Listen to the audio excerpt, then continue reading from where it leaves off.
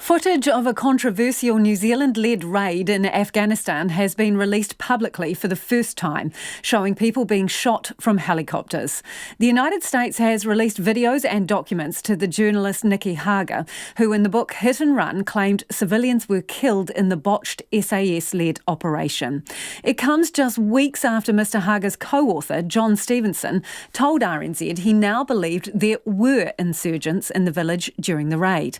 It also follows the withdrawal of Afghan villagers from the government inquiry after becoming completely disillusioned with the process. Our political reporter Joe Moyer reports.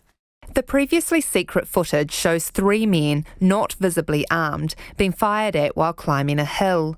2 of the men are killed on the hill and a third, now injured man, appears to head back down the hill where he is shot at while huddled among the village's buildings.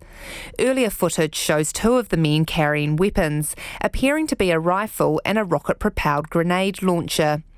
Mr Hager says the men look more like farmers than insurgents, and the shots fired at the third man in the village likely caused civilian deaths and should never have happened. Why, when one of them walked down apparently without a weapon into an urban area, they still thought that they needed to attack in an urban area?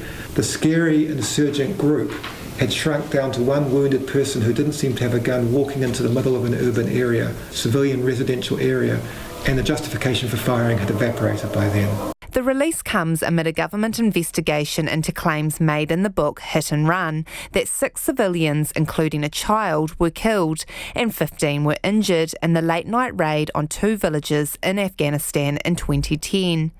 The inquiry was provided the classified material by the Defence Force some time ago and received the declassified version from the US last week, but held off publishing it at Mr Hager's request.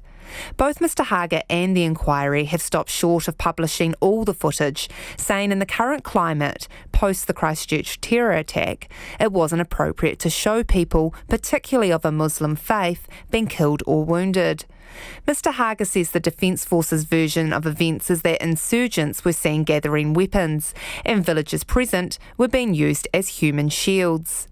Clearly something happened that led to these reports. The Defence Force wasn't just making up that completely. The video was shown in private screenings to politicians, and the Attorney General, David Parker, referred to this as he launched the Operation Burnham inquiry, stating there, quote, "Footage suggests there was a group of armed individuals in the village. Since NZDF has refused to show this evidence, it's remained a mystery that needs to be explained." Mr Hager says the Defence Force had claimed it was impossible to release the information to the public. How come we, as 2 little people in New Zealand, could write a letter under the Freedom of Information Act and get this information, and the Defence Force, which is a close ally, couldn't? I just don't believe it. I don't think they tried hard, and I think it suited them not to get the information out. But the Defence Force says it couldn't release the material as it was provided it by the US in confidence, and its formal request to release it was declined.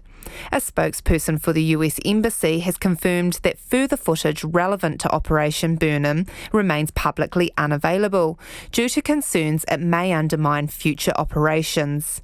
From Parliament for Checkpoint, Joe Moyer.